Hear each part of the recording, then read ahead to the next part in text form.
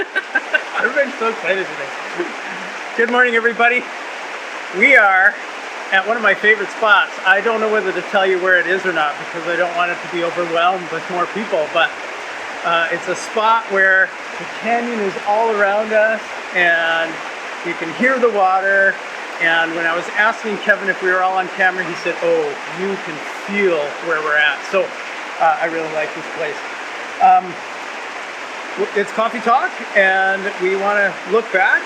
On Sunday, we talked about wisdom, as we have been in our series of wisdom, looking at Proverbs chapter 4. Chris, you took us through that chapter, and you mentioned that at the end that it's pursuing this path of wisdom is full body engagement. And you talked about the eyes, the ears, the heart, the mouth, and the feet. All were part of that passage. And at the center is the heart. And you gave us some great ideas, but I wanted to just talk a little bit about how do we guard our heart, or how do we engage our heart in the pursuit of wisdom? I mean, mouth, our eyes and ears, what we're seeing, what we're hearing, what we're pursuing. That makes sense to me. Our mouth, what we say, our feet, where we go, but our mouth, our heart. How do we engage our heart? And you gave some good ideas. You can repeat some words, but I just wondered what you guys. I'm going to talk a little bit more. How do we engage our heart in the pursuit of wisdom, or in this life of wisdom?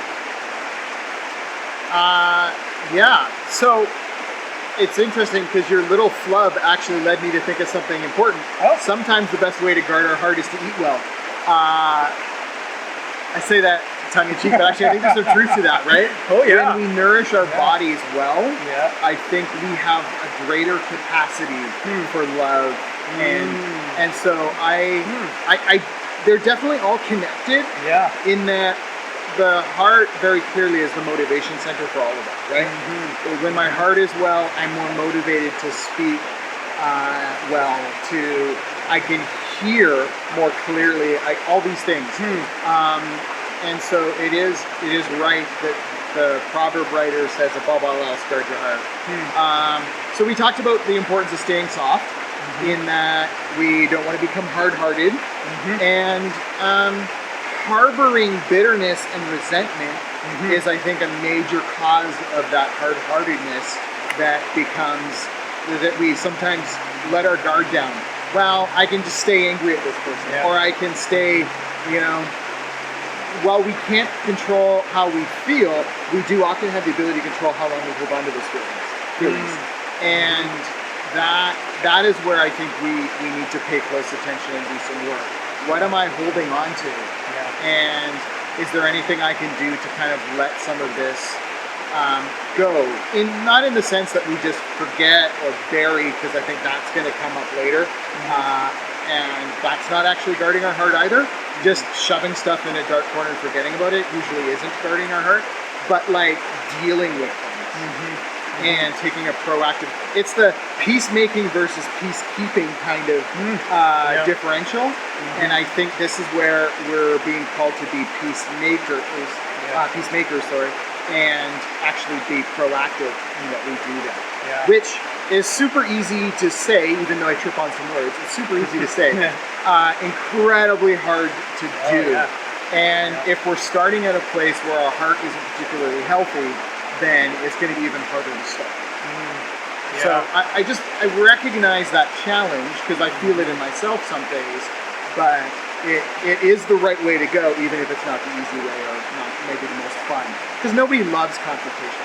Nobody loves going back to something that others had forgot about, being, hey, when this thing happened, this is how it impacted me, and we need to work that out. That sucks. But I think it's wise. It reminds me, so much of what you're saying reminds me of the Sermon on the Mount. Like Jesus talks about, don't harbor anger. Like it's not just about murder, it's about anger, right? But then when you talked about going back, that's another example that comes to mind of Jesus. Peter needed to go back and relive his three. Jesus didn't say, Peter, do you love me 3 times? just to make him feel bad. He had to relive that in order to heal. And that's kind of what you're saying. Sometimes we need to go back and say, you know, when that happened, I really felt this way, and I'm really sorry. I had to do that with somebody in the last month. Yeah. A couple months ago, I met with somebody that years ago I had said something not very nice about him or to him or something, and we had to go back and say, you know what, I'm really sorry for that. As I'm meeting with you, I'm seeing that. So yeah, it's hard. And not interesting, because it should be obvious that you make the Jesus connection. It's almost like he was the most wise person to ever live. Well, you said that a couple times. Yeah, and so on Sunday. He is more than just our example in that, right? He makes this life possible, and so it's good to kind of have both Proverbs and the Gospels, hand in hand, reading through together. I think of going back to even like the question you asked at the beginning, like how do we guard our heart? How do we do that? Like when we say the heart, what is it? Because when we were going through the list, I think a head, shoulders, knees, and toes. So it's eyes, ears, heart, mouth, and feet. Mouth and feet, mouth and feet. So if we had, even if we were jokingly like had people do that on a Sunday morning, mouth and feet, when they get to the heart, everybody goes here. Right? Well, but no, because we think about this as our heart, right? Physical heart. Yeah. It's really confusing that it's the same thing, because we're not talking about the heart. We're talking about the will, I think, in a lot of ways. So then it comes down to, what is my will? And I think the way that we guard it is we say, God, give me a desire for the things that you desire. Give me a heart to follow after you. Help me actually have a brokenheartedness for the things that make you brokenhearted. And so that I can be turned and curbed by the way of wisdom, which is God's way, which is God's will. And then we have to look and see, okay, what makes God's heart happy? What breaks God's heart? What motivates God's will, right? And in those things, I think that's how we begin. I think it's obviously much deeper, but we begin to, follow the way of the wise in that. And I mean, you bring up a couple important thoughts. One, I mean, the heart is just a metaphor for the motivation center, right? This is what we're talking about. It's our motivation center. The other aspect is, it takes me back to my seminary worship class, where we had to read a book. I might be butchering the title because it's been a number of years, but it's You Worship What You Love is the general thought of it. And that's still one of my favorite books. It's an incredibly, I think, important book for all followers of Jesus, because it challenges that really, what is at the center of my desires. And because it really begs to ask the question, is Jesus my first love? Because if it's not, then I'm probably not actually worshiping him. If it's my family, then I'm probably worshiping my family. If it's myself, I'm worshiping, I'm going to be worshiping. So it wrestles with all of that. And I think then when we think about guarding our heart, watching what we love and working on nurturing love of Jesus first and foremost is incredibly important, because what flows out of that will be a life of worshiping Jesus as opposed to. And when I hear that, I'm like, but then I'm like, well, how do I love Jesus? And that was a question I had as a middle school kid. So I started praying, God, help me love you. And that was probably a 10-year prayer. I had to pray that. So all I'm saying is, if you don't feel like you love God, it begins with a vision for it. It begins with, I would like to want that, or I would want, and then to start to pray. And that desire, that even that initial desire, he will start to develop as you continually. This isn't an easy thing, is what I'm saying.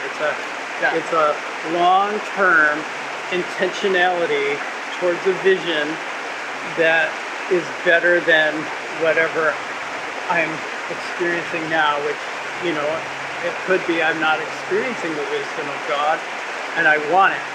Well, that wanting is what starts your motivation center, guards your, you know, Lord, help me. Does that make sense? Yeah, and I want to jump on that by also taking us back to a sermon you preached years ago now, where you talked about rewiring our brain through gratitude. Right. And so I think partly we grow our love for God by just finding things to be thankful to God for every day. Yeah. God, we could have easily just started this video saying, God, thank you for this place. This is awesome. Yeah. That you the river you used to build a canyon, all this is so cool. It's beautiful. And I'm grateful that this spot exists. Yeah. And God had a major hand in that. Yeah. So we say thank you. So good.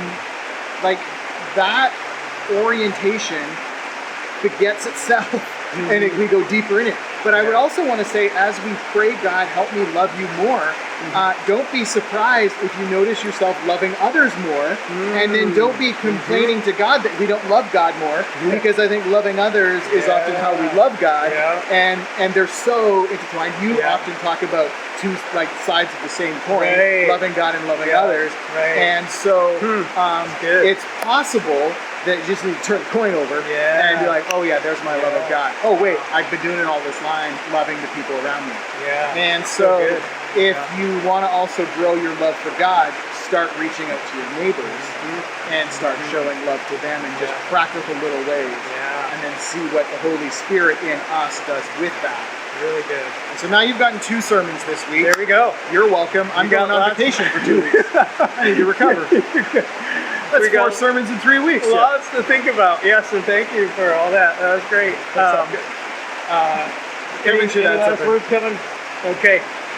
One of the ways that we can love others Yeah. is also by connecting with them. And one of the ways that we want to love somebody is a sip and see that's coming up on the 22nd. There you go. Transition. Yeah. Captain Thank Segway. you. Sip and see on the 22nd for Jackson Yes. and Alyssa. And so you can bless them on that evening, ladies, by coming up. That's great. Pray for Chris as he heads out on holidays. I think you're probably heading to the island, as often happens. And then, is there anything else coming up that I think the sip and see was the main thing we wanted to tell people? Sunday we'll continue on with of wisdom. Continue to pray for Vi, as we mentioned on Sunday. We also just heard that Ingy Hoff had passed away last night, so be praying for her family. And there's just as we saw on Sunday, or kind of experience on Sunday, Kevin made reference to, there's a lot of people who have lost someone in the last years, and as you listen to that Jean share her writing about heaven, continue to pray for the people that are missing their significant people who have passed away recently. But we also rejoice because there's new people like Jackson and James and these younger ones that are coming in. So this is life, and we thank God for all of it. So hope that you have a great week, and we look forward to seeing you soon.